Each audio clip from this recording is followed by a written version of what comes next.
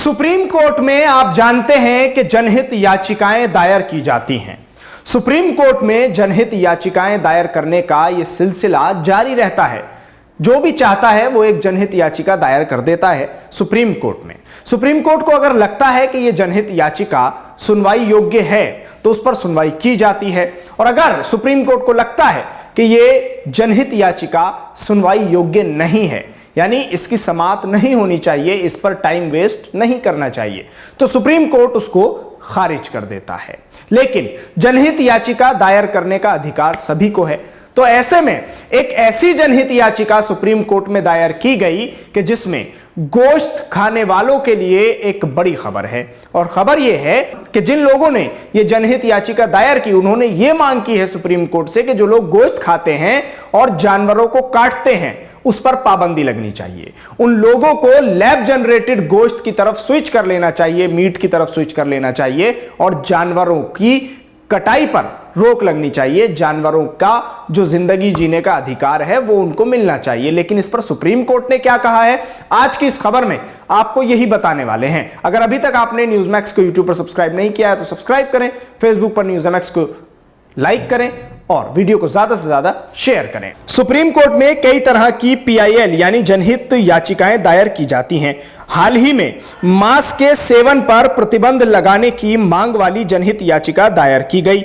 याचिका में जानवरों की हत्या पर रोक लगाने और लोगों को लैब जनरेटेड मीट पर स्विच करने का निर्देश देने की मांग की गई थी। सुप्रीम कोर्ट ने याचिका पर सुनवाई से इनकार किया और कहा कि देश में बड़ी आबादी को देखते हुए मांस के सेवन पर प्रतिबंध नहीं लगाया जा सकता है। तो ये जो याचिका सुप्रीम कोर्ट में दायर की गई है, इस याचिका में ये मांग की गई, ये डिमांड की गई सुप्रीम कोर्ट से कि जानवरों की हत्या पर रोक लगनी चाहिए, क्योंकि जो लोग मांस खाते हैं, जो लोग गोश्त खाते हैं, उनकी वजह से जानवरों को मारा जाता है, उनको काटा जाता है, और ये ठीक नहीं है।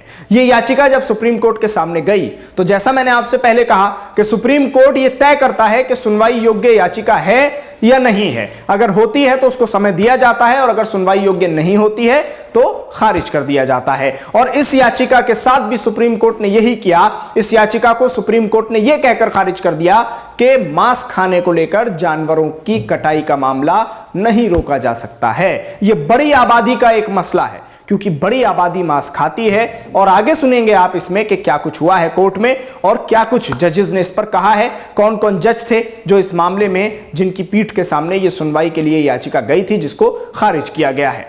जस्टिस KM जोसेफ और जस्टिस BV नागरत्ना की डिवीजन बेंच ने कहा कि खाने के लिए जानवरों की हत्या कानून के तहत स्वीकार्य है।